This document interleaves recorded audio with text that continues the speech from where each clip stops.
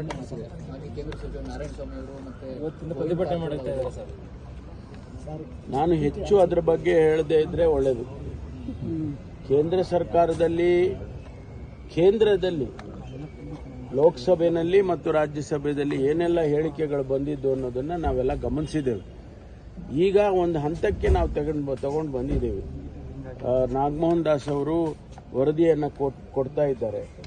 ಅದು ಬರೋದಕ್ಕೆ ಮುಂಚೆ ನಾವು ನಮ್ಮಲ್ಲಿರ್ತಕ್ಕಂಥ ಸಣ್ಣ ಪುಟ್ಟ ವ್ಯತ್ಯಾಸಗಳು ಏನಾರ ಇದ್ದರೆ, ಬೇರೆ ಬೇರೆ ಭಿನ್ನಾಭಿಪ್ರಾಯಗಳು ಇರ್ತಾವಲ್ಲ, ಅದನ್ನೆಲ್ಲ ಸರಿಪಡಿಸ್ಕೊಂಡು ಒಳ ಮೀಸಲಾತಿಯನ್ನು ಅನುಷ್ಠಾನ ಮಾಡಬೇಕು ಅಂತ ಹೇಳಿ ಇದ್ದೇವೆ.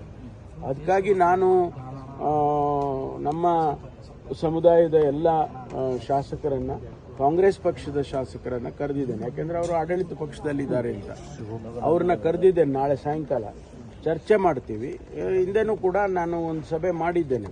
ಮುಂದೆನೂ ಕೂಡ ಜಸ್ಟಿಸ್ ನಾಗಮೋಹನ್ ದಾಸ್ ಅವ್ರನ್ನ ಸಮಿತಿ ಮಾಡೋದಕ್ಕೆ ಮುಂಚೆ ನಾವೊಂದು ಸಭೆ ಕರೆದಿದ್ದೇನೆ. ಅದೇ ನಮ್ಮ ಮನೆಯಲ್ಲಿ ಅಫಿಷಿಯಲ್ ಕ್ವಾರ್ಟರ್ಸ್. ಈಗ ಅದನ್ನು ಮುಂದುವರಿದ ಭಾಗ, ಅದಕ್ಕಾಗಿ ಚರ್ಚೆ ಕರೆದಿದ್ದೇನೆ. ನಾಳೆ ಏನು ಔಟ್ಕಮ್ ಬರುತ್ತೆ ಅದನ್ನು ನಿಮಗೂ ತಿಳಿಸ್ತೀನಿ. Okay sir, thank you.